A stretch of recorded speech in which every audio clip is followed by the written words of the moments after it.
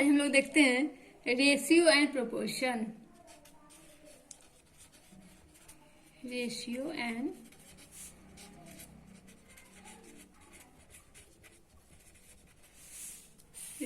And proportion, अनुपात एवं समानुपात। क्या होता है ये? रेशियो तो हम लोग को मालूम है क्या होता है। रेशियो क्या होता है? जैसे लिखा हो 5:10, 2:3, ये हमारा रेशियो है। प्रोपोर्शन क्या होता है? देखिए, जब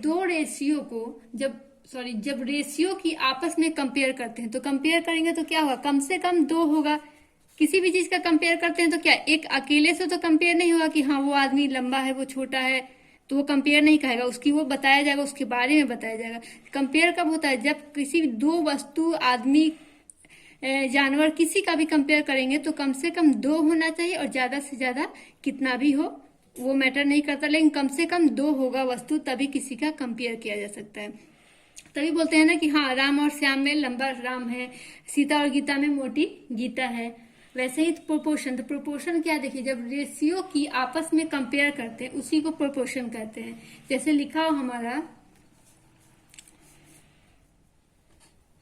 1:2, ये जो 4 डॉट है उसी को हम लोग प्रोपोर्शन कहते हैं। 1:2, इसी को कहते हैं प्रोपोर्शन। समानुपात यही होता है। जैसे इसमें वैल्यू दिया रहेगा, लिखा हो AB बराबर 6:7 एंड B अनुपात C बराबर 8:9,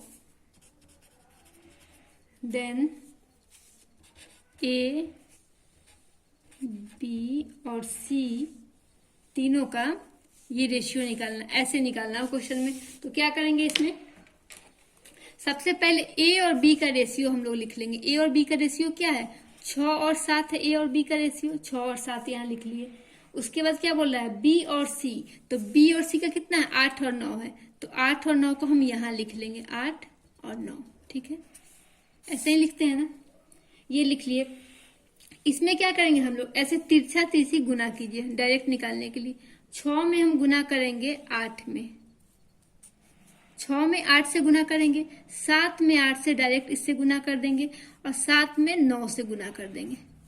क्या हो जाएगा? 7 9 63, यहाँ 63 लिख लिए। 7 8 56, यहाँ 56 लिख लिए, और 6 8 48, यहाँ 48 लिख लिए। ये आ गया, ये आपका ये निकल गया। डायरेक्ट आप इससे निकाल सकते हैं। इसमें अगर कटने वाला है तो काट लीजिए, कटने वाला इसमें नहीं है। ये 2 से ये नहीं कटेगा, 3 से फिर ये नहीं कटेगा, इसलिए ये कटेगा नहीं। इसी को हम लोग डायरेक्ट निकालने के लिए, जैसे हम लोग मल्टीप्लीकेशन करते थे ना, क्रॉस वाला गुना, तो एक जैसे यहाँ पे लिख लीजिए 6 7, ऐसे लिख लीजिए डायरेक्ट, और यहाँ लिख लीजिए 8, और यहाँ 9 लिख लिए। तो 6 में 8 से गुना कर लिए, 7 में 8 से गुना कर लिए ऐसे, और 7 में 9 से गुना कर लिए। 6 8 48 यहाँ लिख लिए, 7 8 56 लिख लिए, और 7 9 63। आइए इसी से रिलेटेड क्वेश्चन देखते हैं। बोला 2 संख्याओं का योगफल 20 है तथा उनका अंतर 8 है, तो उनका अनुपात क्या होगा? 2 संख्याओं का योगफल 20 है, 2 संख्या है, मान लिए हम 2 संख्या x और y है। x प्लस वाई बराबर कितना हो गया? 20 हो गया, 20, तथा उनका अंतर 8 है, तो उनका अनुपात क्या होगा? अंतर कितना है उनका? 8 है, x माइनस वाई बराबर 8। इसमें ऑप्शन दिया होता तो डायरेक्ट एक लाइन में आंसर आ जाता, लेकिन ये आपको समझाने के लिए इसमें हम ऑप्शन नहीं डाले हैं, अनुपात देखना है तो संख्या निकालना है। तो क्या है इसमें? प्लस माइनस, तो माइनस प्लस कट गया वाई से, वाई क्या बचा? 2x हो गया, यहाँ 2x बराबर 20 में 8 जोड़ेंगे तो क्या हो गया? 28। कोई साइन नहीं है, इसका मतलब प्लस का साइन होता है, इसलिए हम यहाँ प्लस कर दिए। x बराबर क्या हो गया? 28/2, 14 बार में कट गया, बराबर 14। x का वैल्यू 14 आ गया तो y का वैल्यू निकाल लेंगे किसी भी इक्वेशन में पुट करके। तो x बराबर 14 तो 14 और माइनस वाई बराबर 8 लिख लेंगे दूसरे इक्वेशन से। ये पहला इक्वेशन। तो y बराबर क्या हो जाएगा, 14 प्लस में है तो 14 माइनस 8 कर लिए बराबर y। तो y बराबर क्या हो गया, 14 में से 8 गया तो 6। तो हमसे क्या पूछ रहा है, अनुपात पूछ रहा है एक्स वाई का। एक्स का वैल्यू आया है 14 बटा कितना 6 बराबर x बटा वाई। तो 14 कटने वाला है तो काट लेंगे, क्योंकि अनुपात रेशियो का मतलब क्या होता है, सबसे छोटा वैल्यू, इसलिए जहां तक कटे उसको पूरा काट लेंगे। तो 7 बटा 3 एक्स इज टू वाई बराबर 7:3। देखिए इसको ऑप्शन से आप चेक कर सकते हैं कि आपका सही है या नहीं। क्या बोला है, दो संख्याओं का योगफल 20 है। दो संख्याओं का योगफल 20 है तो कितना हमको संख्या आया था, 14 और 6 आया था। तो 14 और 6 मिला के 20 हो गया, तो 20 हो गया। ये पहला फुलफिल हो गया कंडीशन। बोल रहा था उनका अंतर 8 है, तो 14 और 6, 14 में से 6 गया तो कितना बचे 8, तो 8 आ गया, यानी कि सही है हमारा। दूसरा देखिए, बोल रहा है वह भिन्न बताए जिसका 1/27 के साथ अनुपात 3/11 और 5/9 के अनुपात के बराबर है। इस इक्वेशन को समझिए। बोल रहा है वह भिन्न बताए जिसका 1/27 के साथ अनुपात, तो भिन्न हम मान लिए, हमको मालूम नहीं है तो x मान लिए। इसका जो अनुपात है 1/27 के अनुपात के बराबर है।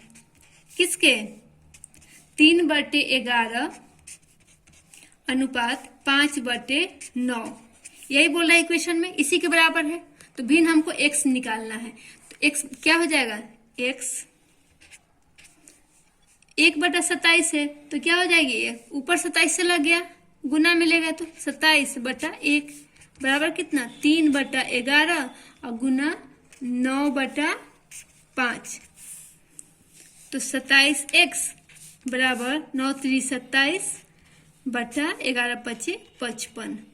तो x बराबर क्या लिख लेंगे हम, x बराबर ये गुना में है तो भाग में आ जाएगा 27, 27/55 और गुना 27, 27 से 27 कट गया 1/55। भिन्न हमसे पूछ रहा है तो वो भिन्न 1/55 हो गया। देखिए अब एक क्वेश्चन देखिए, बहुत ही इंपॉर्टेंट क्वेश्चन है ये, हर एग्जाम में लगभग पूछता ही है। बोल रहा है 1 रुपया 50 पैसा और 5 पैसा वाला कुछ सिक्का है। कुछ 1 रुपया वाला सिक्का है, कुछ 50 पैसा वाला है, कुछ 5 पैसा वाला सिक्का है। सिक्कों का जो रेशियो है ना 3, 5 और 7, ये उसका रेशियो दिया हुआ कि अनुपात में मिलाया जाता है। तो रकम कितना है, टोटल वैल्यू कितना होता है, 11 रुपया 7 पैसा हो जाता है टोटल वैल्यू, सब सिक्का मिला के। तो हर प्रकार के सिक्कों की संख्या ज्ञात करना, ये पूछ रहा हमसे। तो क्या हो जाएगा इसमें, 3, 5 और 7, यही रेशियो दिया हुआ है। तो पहला 1 रुपया का सिक्का वाला कितना है 3, गुना कितना हो जाएगा 1 रुपया का सिक्का, तो क्या लिखेंगे हम 100 बटा 100 पैसा होता है 1 रुपया में, तो नीचे 100। उसके बाद 5 रुपया वाला 50 पैसा वाला कितना है, इसका रेशियो कितना है 5 है, तो 5 लिख लिए, गुना 50 पैसा है तो 50 और बटा 100 से हमको करते हैं डिवाइड, तभी हमारा रुपया में आएगा कुछ। अब क्या बोला 5 पैसे वाला, तो 5 पैसे वाला का कितना है 7 है, 7 गुना 5/100 हो गया। तीनों के रेशियो में क्या है 100 है, तो तीनों कट गया, 2 0 2 0 0 कॉमन हो गया। बाहर निकाल के आप इसे कॉमन लेके भी काट सकते थे या फिर डायरेक्ट काट लिए, बात वही है। तो क्या आ गया है 3 में 100 से गुना करेंगे तो 300, यहाँ आ गया 25 250 और यहाँ आ गया 7×5 35। रेशियो का मतलब ही होता है कि आप जितना छोटा कर सके इसको फिर से छोटा करेंगे। ये 5 से सब कट गया, 5 7 35, 50 25, यहाँ 50, यहाँ 5 36 60, ये हमारा वैल्यू आया। अब इससे हमको निकालना है कितना कितना रुपया है इसमें। तो टोटल पैसा कितना है 11.7 है इसमें। तो रेशियो निकालने के लिए हमको ये 1 रुपया वाला है, ये 50 पैसा वाला, ये 5 पैसा वाला, तो 1 रुपया वाला का निकालेंगे। तो कैसे रेशियो निकालते हैं, टोटल को प्लस करते हैं और जितना का निकालना है गुना में उतना करते हैं। तो गुना हो जाएगा 60, टोटल को प्लस करेंगे तो 6 5 11 110 और 7 117। यहाँ दशमलव है, दशमलव को हम हटा दिए तो नीचे एक जीरो बढ़ गया। 117 ऊपर भी नीचे भी 117 पे जीरो, तो 117 को 117 से काट दिए 10 बार में, 10 से जीरो से जीरो काट दिए तो कितना आया, 6 रुपया आ गया। यानी 1 रुपये वाला जो रुपया है, सिक्का है, वो 6 रुपया है इसमें 11.7 में, तो 6 रुपया है यानी कितना है, 6 सिक्का है, तो बराबर कितना हो गया, 6 सिक्का। अब हमको निकालना है 50 पैसे वाला, तो 50 पैसे वाले के लिए ये तो वैल्यू सेम ही रहेगा, बटा 117 पे जीरो, गुना 50 पैसे वाला का कितना है हमारा निकालना है, ऊपर लिखेंगे 50, तो काटे थे 10 बार में, तो 10 बार में काट लिए इसको, 10 पचे 50, 5 बराबर कितना, 5 रुपया। तो 5 रुपया में कितना होगा 50 पैसे का सिक्का, 1 रुपया में होता है 2 सिक्का मिलके 50 पैसे का 1 रुपया बनाता है, तो 5 रुपया में कितना हो जाएगा, 10 सिक्का होगा, 10 सिक्का। अब हमको निकालना है 5 पैसे वाले का, तो वही कर लेंगे, यहाँ 1/10 भी लिख सकते हैं डायरेक्ट, या फिर लिख के देखिए,